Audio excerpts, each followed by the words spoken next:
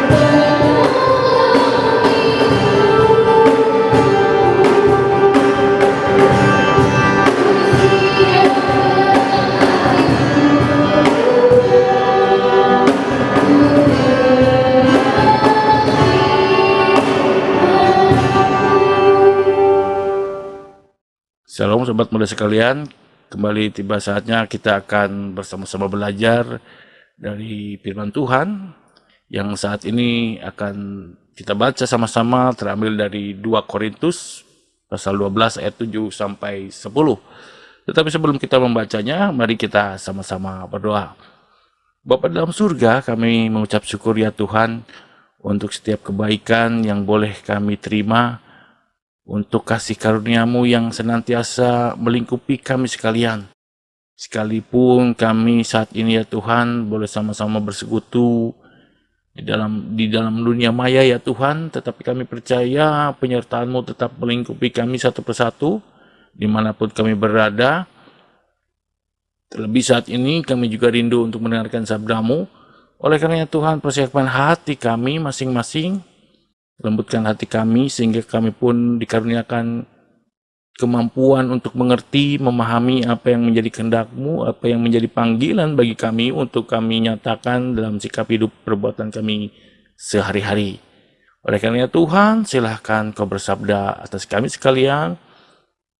Kami siap untuk mendengarkan. Di dalam nama Tuhan Yesus kami naikkan doa ini. Amin. Akan saya bacakan bagi kita sekalian.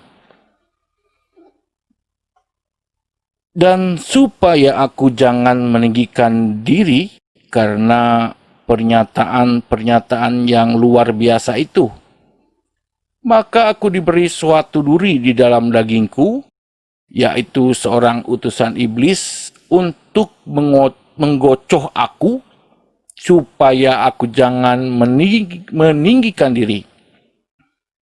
Tentang hal itu, aku sudah 3 kali berseru kepada Tuhan, supaya utusan iblis itu mundur daripadaku.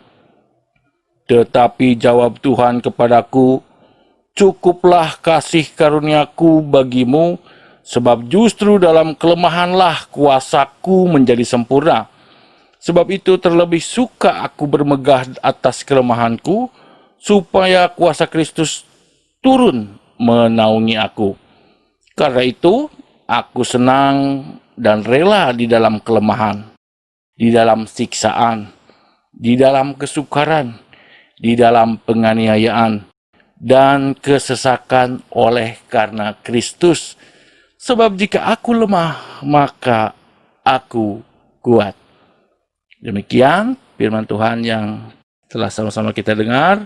Tentu yang berbahagia adalah setiap kita yang senantiasa mendengarkan firman Tuhan, serta memeliharanya dalam kehidupan sehari-hari. Haleluya. Amin. Halo sobat muda sekalian, Shalom, apa kabar? Luar biasa.